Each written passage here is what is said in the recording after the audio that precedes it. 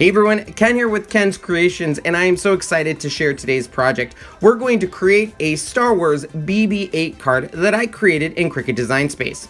Now we're going to be using the draw feature, but we also need Cricut's Southwest cardstock, Cricut's Antiquity cardstock. We'll need a form of white cardstock and the Cricut .04 fine point pen. Let's cut out our file and also use the pen to draw. You will notice that your Cricut machine will both cut for this file and draw on your BB-8. The file I designed uses mostly basic shapes and some Cricut images. We are making a card that measures 5.5 inches by 5.5 inches. So we need to go ahead and cut it 5.5 by 11. We're going to score at the 5.5 mark, and here is our card base.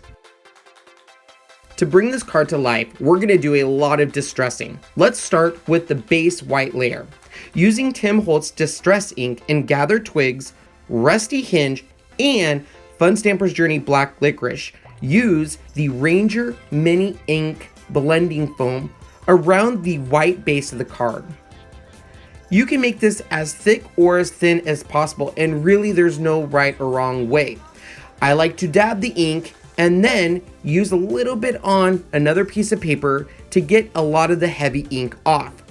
Then slightly go around the card and give it a nice distressed, almost dirty look, going from your dark colors all the way up to your light colors. Continue to do this all around the card until you get to the look that you feel achieves the best look for your card. Continue this process with the orange layer of the base card. This time, just using the Rusty Hinge around the perimeter of the card. Once again, you can put as much or as little as you want on this card. Make it your own. One thing we're going to do fun with this card is use Fun Stamper's Journey Citrus Cooler Silks. Shake this up real good to activate it, and using your finger, tap it along the card. This is going to dry with a little bit of a metallic sheen and give it a really cool look. It is messy, so make sure nothing's around it or you will get orange everywhere, including your machines. But you will achieve a very cool distressed look on the orange layer. Let's take a look. Onto our gray layer. Start with distressing the outside of this gray base layer with your Fun Stamper's Journey Black Licorice ink. Now we can turn our attention to the stencil look. We're going to be using Tim Holtz stencil in Dot Fade and Delusions black paint. Put the stencil over the gray base card and secure it using blue painter's tape. I love blue painter's tape, use it all the time. Once we have it nice secured, we can take a paintbrush and just fill in that stencil. We can go as heavy as we want or as light as you want. Now I wanted a heavier look, so I'm going to make sure that Delusion paint is in every part of that stencil. And it will bleed through. We're not going to get a perfect dot look. We're going to get kind of a distressed military look, which is what I was going for. Once you feel you have the stencil completely covered, you want to make sure to kind of hit it with your heat gun to get it to dry a little bit. And as we note, it's not perfect. And I was going for that look. You guys are like, no, you weren't. You're really not. Now you're just saying you are. I wanted this look. But half the card is not done. So we need to reposition the stencil on the part that is not done. And once again, just fill it with that black Delusion paint. Now, you want this to look different from every other card. This is what gives it its unique look. I completely missed a section, so we're going to have to move it a little bit and fill it in. But we're going to hit it with that heat gun, and it just gives it a very cool look. And this is what we're looking for, just something in that background to fill up that card.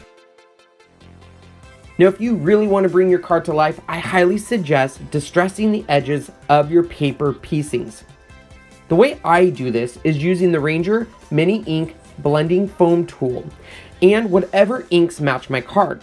In this case, I'm going to continue using the inks that I used on the base layers of the card.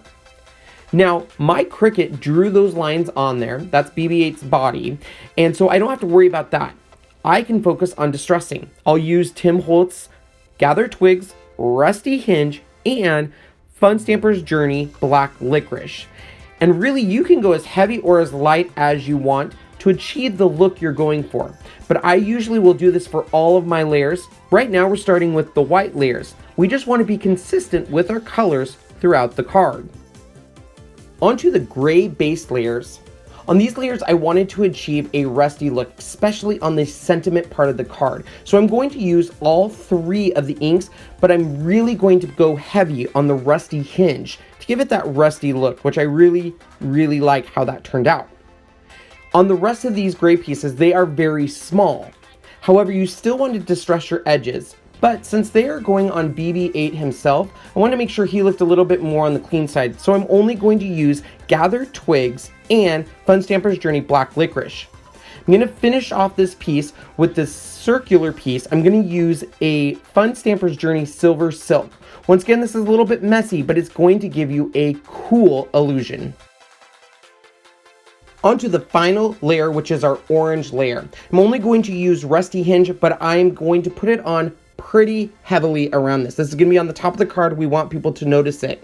We'll also, once again, use the Fun Stamper's Journey Citrus Cooler Silk to give it that cool illusion on the top there. We'll continue highlighting all of our orange pieces. Once again, small, your fingers are going to get a lot of ink on them. Well, it's time for the final countdown to constructing our card. First and most importantly, wash your hands. You probably have ink everywhere, and nothing is worse than getting ink on a card where you don't want ink, and then you have to start all over or figure out how you're gonna fix it. Now, throughout this video, you will see me construct the card with a couple of key tools, which is my Scotch ATG gun. We'll also use a Xyron sticker maker, and we'll also use 3D foam squares to raise certain pieces up. We're going to build the card from the base up, so we have our cream layer, orange, and then that distressed look that we used with stencils. We'll build our sentiment how using foam squares. We're going to cut these down in size so they hide perfectly. Now this is just going to pop a little bit off the card, so I am obsessed with foam squares. I think they make every card amazing, so I use them literally everywhere I can. We'll also be using these to give BB-8 a little bit of dimension and make him pop out of the card. We have our sentiment finished, so now we can turn our attention to BB-8's body, starting with the base piece, which is the antennas that come out of his head, the body, which is was used for the draw feature on Cricut. We also will build the centerpiece of BB-8, so this is, I think, his circular doodads that make him go, I guess.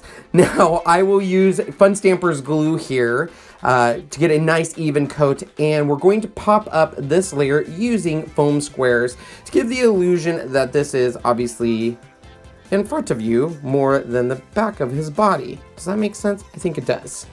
We have his body done. It looks great, but we have some embellishments here. BB-8 has some little pieces on him in orange. Now, what I love about this file I created is all of those little tiny screws and parts are all drawn on with the Cricut Explorer. So you're not having to worry about teeny tiny little pieces on your BB-8. That's already done for you, and it really finishes off the card nicely. We can now turn the attention to BB-8's head. Now, BB-8's head will be raised up from his body using foam squares, but first we have to construct everything. These are pretty tiny pieces, and this is where my Xyron sticker maker comes in. I love this tool. It's amazing. So for those of you who have not used a Xyron sticker maker, it is a wonderful piece of technology. You put your pieces in the top, you pull them out the bottom, and then you use an advanced, groundbreaking technology called rub and peel. That's right, you're just gonna rub the top, peel it off, and it puts a perfect layered adhesive on all of your pieces. Make sure that you check around your pieces, because sometimes that adhesive will sneak out in front, and now your BB-8 looks like he's put together with adhesive, and really it's screws, so we wanna make sure we're careful. The top of his antenna does have a little tiny gray piece. If you look at any photo of BB-8, one antenna has gray, one has white. We obviously want this to be perfect. This card's gonna end up in a museum, so it has to be perfect, right? Onto our sentiment. Make sure it says, "This is how I roll." My first card, I accidentally put, "I roll how this," and "not fun to fix." Kind of rips your card. Once that is perfect and straight, obviously that's straight, you can see that, we're going to put BB-8 onto the card, raising him up with foam squares that I got at the Dollar Tree. Bonus tip of the day, Dollar Tree has foam squares in their automotive department. You're welcome. Now, we'll raise his head up. You will put 2 foam squares on his body and then 2 layers of foam square towards the top. Because if not, his head will be crooked, he'll be looking up to the stars. Using our Fun Stampers glue, we will put down the how, and you would think, oh, we're finished. We are not, I'm so sorry. We now will use our Uniball Signum. I love adding some white lines to any part of the card that kind of has black. It gives it an illusion or that effect of a reflection. And that top antenna is supposed to be silver, so we used our silver perler pen. And now we are done. So I do like how the backgrounds are very different from each other. This is what we want to achieve when doing this card. That's why on that stencil you can go thick or thin, whatever you like. That's just BB-8 telling us how wonderful he looks. Actually, I don't speak droid, but we do want him to look wonderful because, let's be honest, he's competing with R2-D2, and that is a hard contest to win. And this is a perfect card to give to your dad, a son, any masculine figure who loves Star Wars. Now, do you have to ink the edges? Absolutely you do. No, you don't have to. You can make this card without inking the edges, but personally, I love the way it makes your character really pop off the card. Your attention is drawn. Now, if you're trying to remember all the products that we use in this card and you simply can't, down below in the description, I've given you all of the links. By clicking these links, you're actually supporting Ken's Kreations, and for that, I thank you. If you also want to get the BB-8 file, you can become a supporter of my Patreon group. And for support of just $1 a month, you will get access to all of my Cricut Design Space files and SVG files. Well, I hope you enjoyed this tutorial on how you can make your own Star Wars BB-8 card. If you enjoyed this video, make sure to leave me a comment, give me a thumbs up. I've also given you a couple links on the screen. You can take a look how you can also make superhero basic shape cards, or check out my review on the Instax Mini 8. Also, make sure to subscribe to this channel so you don't miss out on any of the videos coming to my YouTube channel. Once again, if you want to support me on Patreon, I would absolutely love that. You can click now to support me. I do have a blog over at www.creativeken.com, where I usually have all of the written instructions how to complete these cards. But most importantly, thank you so much for watching today's video. I hope you go out there and create something magical. Thanks, everyone.